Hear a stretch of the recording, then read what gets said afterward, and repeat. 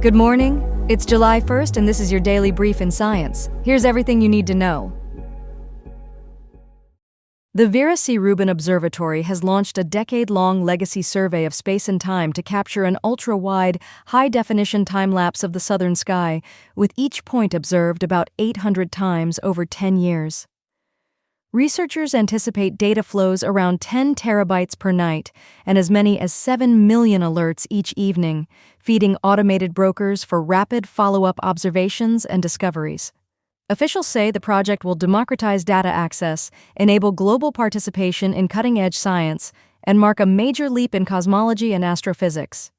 The initiative is framed as expanding knowledge, bolstering scientific leadership, and illuminating the cosmos from the solar system to the large-scale structure of the universe. Key scientific goals include studying dark energy, galaxy cluster evolution, and the matter distribution in the universe, with Rubin data helping constrain cosmology and galaxy formation. Rubin will study type Ia supernovae to map cosmic distances and the expansion history, probe dark matter and dark energy with galaxy clusters, and chart billions of galaxies to understand cosmic evolution. The release highlights Rubin's broad mission across dark energy, dark matter, solar system populations, and multi-messenger astronomy, with collaborations across Chile, Hawaii, and Arizona, and involvement from CNRS/IN2P3 and LSST/UK. NSF Director and DOE Undersecretary emphasize federal investment and a new window on the universe, inviting global participation in data and discoveries. Milestones and collaborators include leadership from Brian Stone, Dario Gil, and Zeljko Ivezic, underscoring broad international collaboration, rapid data sharing, and public engagement. Funding from the NSF and the DOE supports the observatory, named for Vera Rubin in recognition of her work revealing evidence for dark matter. A key objective is real-time alerts for transient phenomena and moving objects, enabling rapid discovery of events like supernovae and asteroids, with millions of alerts signaling strong discovery potential. Rubin emphasizes multi-messenger astronomy, coordinating global telescope networks for rapid follow-up of transient cosmic events. A 15,400-pound SXM-11 satellite named SXM-11 blasted off June 28, 2026, aboard SpaceX's Falcon 9 from Cape Canaveral and is headed for a geosynchronous transfer orbit with planned circularization to about 22,000 miles above the equator. The mission reused booster B-1085, a launcher that previously flew SXM-8, SXM-9, and SXM-10, underscoring SpaceX's reused rocket program. SXM-11 will join SiriusXM's fleet as the 8th satellite, continuing fleet modernization to improve service quality for subscribers. Observers have a list of viewing spots along the Space Coast and Treasure Coast, including Sebastian Inlet, with additional sites in Volusia County such as South New Smyrna Beach, Bethune Beach Park, Apollo Beach at Canaveral National Seashore, and locations in Oak Hill and Port Orange. Other hotspots include Playa Linda Beach, Jetty Park, Max Brewer Bridge, Spaceview Park, and Cocoa Beach, with notes on parking considerations. Liftoff is expected to travel northeast, and officials do not anticipate Brevard sonic booms on Friday. Live coverage and mission details are available from United Launch Alliance, with visibility maps showing the flight path up the East Coast and streams linked to SpaceX and Space.com.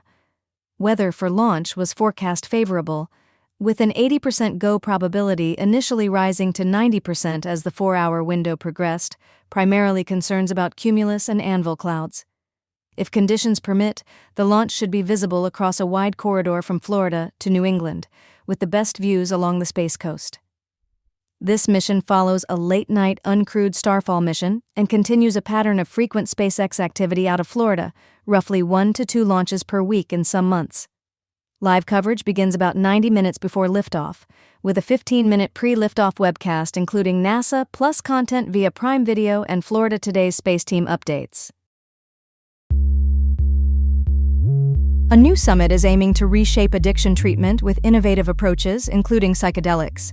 The RISE Summit is launched by Melissa Etheridge through the Etheridge Foundation and ties its mission to advancing research, innovation, science, and education. Early bird tickets are available at etheridgefoundation.org, with $1 from every ticket sold donated to the Etheridge Foundation. The event debuts November 12th in Irvine, California, and follows the death of Etheridge's son Beckett from opioid addiction in 2020. RISE stands for Research, Innovation, Science, and Education, aligning with Etheridge's forthcoming album Rise. Session topics will explore psychedelic-assisted therapies and related care models, including ibogaine, psilocybin, ayahuasca, and MDMA, while also highlighting indigenous-led biocultural conservation efforts to safeguard traditional plant medicine knowledge. Programming will cover substances such as ibogaine, psilocybin, 5-MeO-DMT, MDMA, cannabis, ketamine, and ayahuasca, with emphasis on indigenous-led efforts to protect biocultural history. The summit will also address indigenous-led biocultural conservation work connected to traditional plant medicine knowledge. The event frames these discussions as part of a broader effort to advance treatment options and responsible, culturally informed care. A Duke University team has shown they can turn induced pluripotent stem cells into retinal endothelial cells and form functional retinal blood vessels in lab tissue and after injection into mouse models of retinal disease. This work points toward preventive and therapeutic options for retinal vascular diseases, potentially lowering costs and variability in cell sourcing. A patent-pending status covers the stem cell-derived therapeutics and in vitro modeling approaches, signaling strong commercialization potential and collaboration opportunities.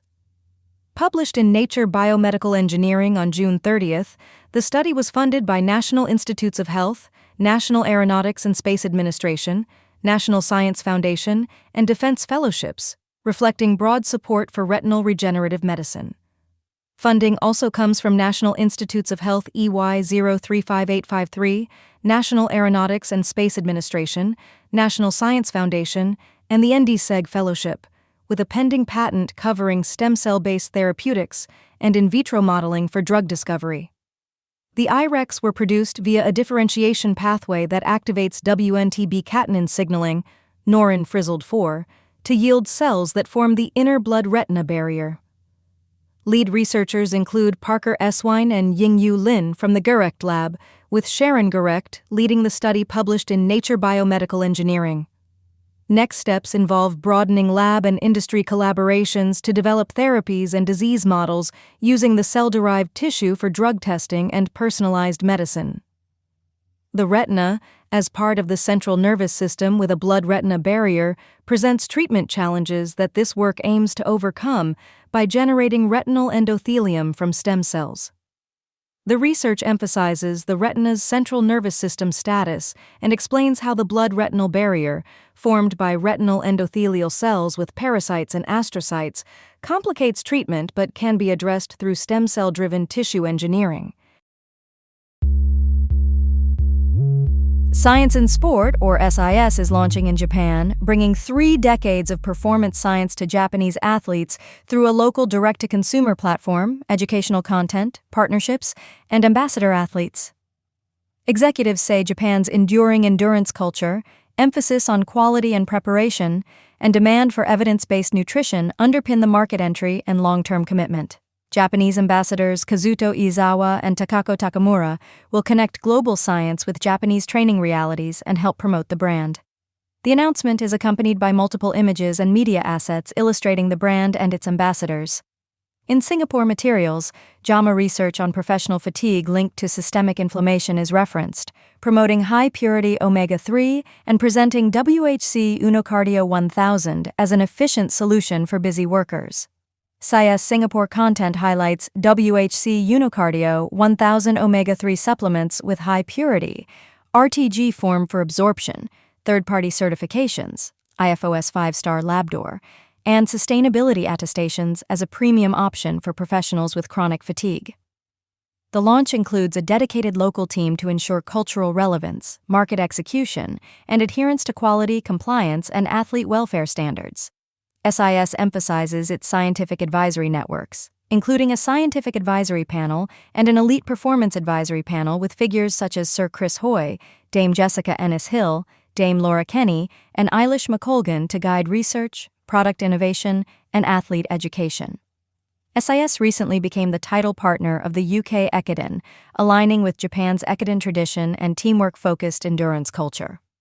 A dedicated local team will lead SIS activities in Japan to ensure cultural relevance and compliance with quality standards.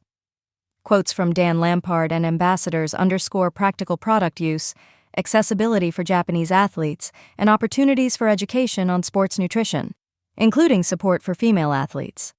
SIS partners with Runnet, Japan's largest running platform, to develop athlete storytelling, education, and nutrition guidance tailored for Japanese runners. This has been your daily brief in science. To read more about these stories, follow the links in the episode bio. You can also subscribe to these updates via email at www.brief.news. For more daily podcasts about the topics you love, visit brief.news/podcasts. Tune in tomorrow. We'll be back with everything you need to know.